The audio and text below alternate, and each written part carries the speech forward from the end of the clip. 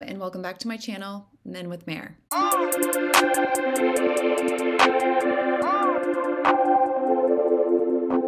Thank you all for waiting so patiently on me. I've been taking forever to do some videos because I only like to do videos when I feel very, very inspired. I feel inspired today. I'm going to be doing Hope is a Dangerous Thing for a Woman Like Me. Now, when I hear this title, I immediately think of the movie The Shawshank Redemption. So there is a point in the movie where I think his name is Tim Robbins. I think his character is talking to Morgan Freeman, and he's explaining about how he hears music in his head, and it's the one thing that they can't take away from him. He goes on about how there's another thing that people can't take away from you, and it's hope. And Morgan Freeman stops eating and looks at him and says, "Hope is a dangerous thing." And it's really interesting that this is what Lana titled her song, but she extended it with it being about a woman. I am wondering if this song is going to parallel a lot of the themes in the movie. Tim Robbins' character, he wants to escape being in prison, and he wants to chase this dream that he has where he can reform the prison. There's a sentiment with the character in the movie that if you believe that you're going to fail, you will fail. But if you live with hope, then things can get better. No matter how bleak your circumstances might be, there's always this small chance or this small potential for things to get better. So why is it dangerous for a woman? I have my own ideas that don't just have to do with this movie, but we'll see. Let's listen to it. I was reading some errands and I got to thinking that I thought maybe I'd get less stressed if I was tested less like all of these debutantes, smiling for miles in pink dresses and high heels and white yachts. But I'm not, baby, I'm not. No, I'm not. That I'm not. I love this already. Okay, so she is saying, I think that she's acknowledging that sometimes it's easier if you do what society wants you to do or the role that serves the patriarchy. And what I mean by that is that it's easier if you just wear the high heels and you're on a yacht and then you dress in the pink dresses when you conform to the stereotypical roles of being a female. That's just what's going through my head right now. Okay. I've been tearing around in my fucking nightgown, 24/7 Sylvia Plath, writing in blood on my walls, cause the ink in my pen don't work in my notepad. Okay. So I think that Lana is telling us here that she is self-destructive, that she is maybe suicidal. And why I say that is because Sylvia Plath was an American writer and poet who ultimately ended up ending her life by, you can look it up. She's written some really good poems, but she also wrote The Bell Jar, which I've never been able to completely get through. It's a tough one, but it's really good. I will say that. She really resonated with a lot of readers because she is able to capture this stark sense of alienation and self-destruction that a person can experience. Sylvia Plath also had conflicts with her parents. She had trouble within her own marriage. She also struggled with a lot of mental anguish. She was also very brilliant. She definitely encourages everyone to focus on the moment they have right now. Let me find the quote. Give me a second. Okay, it says, remember, this is now, and now, and now. Live it, feel it, cling to it. I want to become acutely aware of all I've taken for granted. Pretty powerful. Okay, so with Lana, it sounds as if she has so many thoughts and so many things that are going through her head, which a lot of people who struggle with mental illness and also people that are very bright and people with a high IQ often do deal with mental health concerns. And it seems as if she can't find her pen, she's writing it in blood on the wall because she needs to get this out of her. It could be more sinister than that, but that's kind of how I see it right now. Okay, really good. Thank you all for voting this one as number one for me to react to. Okay. Don't ask if I'm happy, you know that I'm not. But at best I can say I'm not sad. 'Cause hope is a dangerous thing for a woman like me to have. Hope is a dangerous thing for a woman like me to have. I don't quite know yet what she means having hope and why it's so dangerous for her. Maybe because she's mentally ill, that if she becomes hopeful, she'll continue to live and continue to be let down. Maybe I'm not sure. Let's keep going.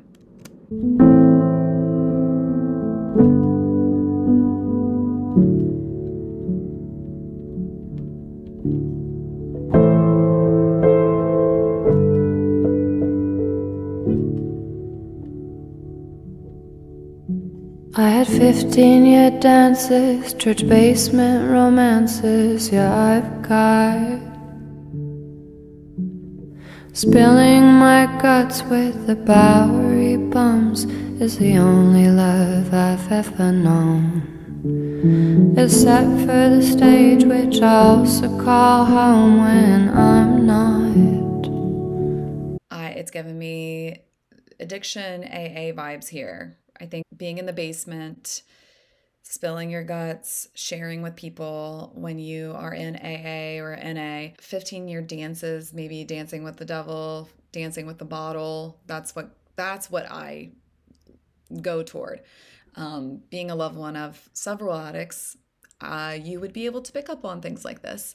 And I feel for her, but this is really screaming out addiction to me. When she's discussing her addiction, that's when she can actually feel love.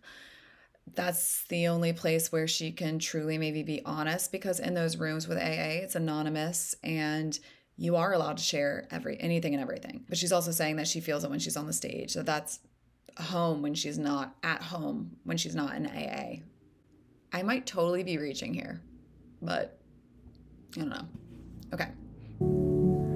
Serving up God in a burnt coffee pot for the triad. Why this is making me think of AA is because of the triad, is what she's saying. And I believe in AA and recovery, there's a triad that's unity, service, and recovery. So those are like the three parts that are really important. Hello, it's the most famous woman you know on the iPad. Calling from beyond the grave, I just wanna say, hi Dad. I've been tearing up town in my fucking white gown like a goddamn sociopath. Shaking my ass is the only thing that's got this black narcissist off my back. She couldn't care less, and I never cared more, so there's no more to say about that. Except hope is a dangerous thing for a woman like me to have. Hope is a dangerous thing for a woman with my past. Okay. Not sure. I'm going to make some assumptions here, and I might be absolutely wrong, and I'm very sorry to the people that I might be offending. But I mean, this line, shaking my ass is the only thing that got the black narcissist off my back. I am pretty sure she is not. I don't think she's meaning an actual person, like someone who is black. I think she's looking at black or darkness as maybe her dark side or her mental health issues, because shaking your ass, I don't know why I'm thinking about drinking. That can happen when you're drinking. It can happen when you don't drink, though. But I think that she's talking about dancing around and like being numbed out, being drunk or intoxicated allows her to get this darkness that's all consuming. Because really, if you've ever loved an addict, you know that they are very much selfish. They become very narcissistic because they're really just concerned with themselves and how they get their next fix. So maybe if she would drink, then she wouldn't be so consumed by her thoughts or like the darkness or the black hole that it can kind of take you down. When she's distracted or dancing her ass, shaking her ass, ooh, maybe that goes back to the debutantes or the women on yachts and their high heels. Like if I play that role of what a traditional female woman is supposed to be, she's thinking that maybe I can finally stop having this thing on my back. Maybe. It also makes me think about social media and how we're all performing for each other and putting on the image of who we are to the world that's not actually reality. How if she's shaking her ass and looking like she's happy, people might not know what's really going on. Like if she does feel depressed or paranoid or any of those things. It sounds a lot like she's dealing with the dualities of our identity when we know there's all these different parts of our personality and we have to embrace all of them. But sometimes our bad parts are ones that we want to run away from and that we don't want to always look at. And it sounds as if she's trying to escape these. And sometimes by just going ahead and playing the role is easier and helps you to escape how you're feeling. But I think she also knows that that's not right either. There's a new revolution, a loud evolution that I saw, born of confusion and quiet collusion, of which mostly I've known. A modern day woman with a weak constitution, 'cause I've got monsters still under my bed that I could never fight off. A gatekeeper carelessly dropping the keys on my nights off. Ooh, there's something going on more here. I don't think it's just about addiction. She's talking about quiet collusion. Talks about a woman's weak constitution in that sense is about your health, your strength, the appearance of your body, structure, composition of it. I don't know if it's about addiction anymore. I'm starting to feel like it's more about women's issues, and she is a modern day woman, but she's lacking in some ways. She's maybe not acting the way that she should as a modern day woman, as you would think, maybe. Or carelessly dropping the keys on my nights off.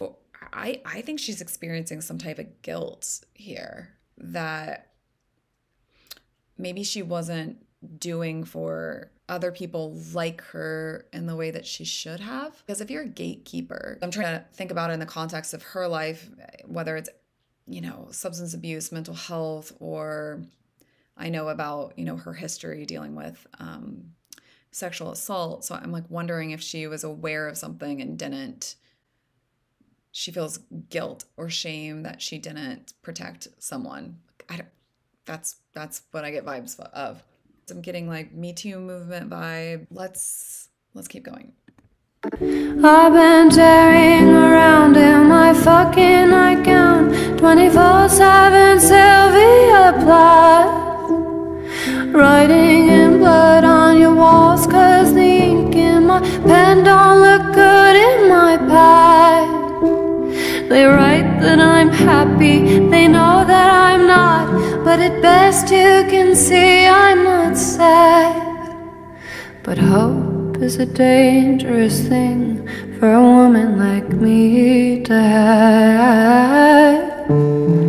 Hope is a dangerous thing for a woman like me to have.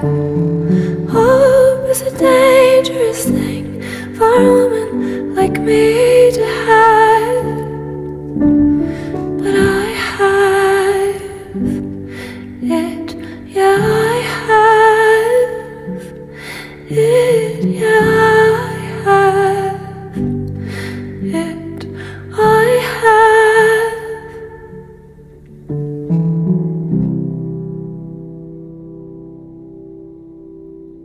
Wow. My, that was very powerful. So much to think about there. Oh my gosh, I relate to this so much. So much. Sometimes I think the hope that I have inside of myself is just, I don't know why I have it. I shouldn't have it. You know, all of the things that I've seen, it's like it can be dangerous. It keeps you sometimes going and not ending up, maybe in her case, like Sylvia Plath, but thank goodness that she hasn't. But it's making her crazy. Like she feels like she's going crazy. She's feeling shame and guilt. When she talks about gatekeepers' keys, it does take me back to what I talked about at the very beginning when I was talking about Shawshank Redemption, how he had these dreams of prison reform. Ooh, so maybe it is something kind of like that, that she believes that maybe there's a part of her that can change the system of, scratch the AA. I mean, there could be like remnants of that, but it really makes me think about, you know, the struggle that a lot of women have of having to fall into these roles or be expected to do certain things. And there's a rage inside of a lot of us that we're like, we don't want to be like that anymore. We don't want to conform. And I think that with the Me Too movement, a lot that was going on that was really wrong was brought into the light. But at the same time, there's a lot of pain that comes from being someone that speaks up, or somebody that does identify as a gatekeeper. That is a role that you have to take, that you take very seriously. So maybe as a woman in music, in that sense, maybe she knew more, feels guilt over things that might have happened where she knew what was going on. But that's the pull. It's like, do you say something about if you know something bad is going on, because it could risk your own career, it could risk your livelihood. You're taking a big risk to see if it counts. I mean, I feel like we're always kind of going through this in life every day. Like, are we looking out for ourselves, or are we looking out for all of humanity? I know that it does start with us, that we do need to take care of ourselves, which then helps humanity. But it's also like, it's a lot to handle. And if you're dealing with mental illness as well, these things can be very impactful. Like it sounds as if having to be in this role and to maybe look happy when you're actually not, but you're also not sad. It's a weird position to be in. There's so much going on here. I'm really gonna have to let this sink in a little bit more. I wish that I could do a follow-up video maybe to this after I've really just marinated on everything that's in this, because I feel like this is a very deep song, very complex, talking about so many issues that are important, and I just don't feel like I'm like totally grasping it. So I hope I'm doing right by you all. I'm sorry I'm not 100% clear. Okay, I hope you enjoyed this. Lots more to come. Thank you for watching. Please like and subscribe. Okay, take care.